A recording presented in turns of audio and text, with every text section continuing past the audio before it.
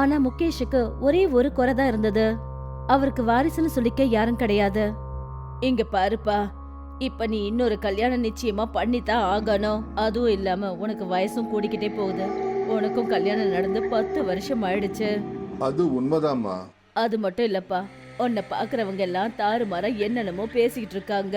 ஜனங்க உன்னை ஒரு ஆம்பளை இல்லைன்னு சொல்றதுக்கு முன்னாடி நீ இன்னொரு கல்யாணம் நிச்சயம் பண்ணிக்கிட்டு தான் ஆகணும்ப்பா. சரிங்கம்மா, நீங்க பொண்ணு பாருங்க. ஆ ஆ, நான் உனக்கு ஏற்கனவே பொண்ணு பார்த்து வச்சிருக்கேன்ப்பா. முகேஷும் சரளாவும் பேசிட்டு இருக்கிறத பார்வதி கேட்டுட்டு இருந்தா. இனிமே நீ அழுது என்ன பிரயோஜனம்? நேரம் உன் கையில இருந்த போது உன்னால இந்த குடும்பத்துக்கு ஒரு வாரிசு கொடுக்க முடியல.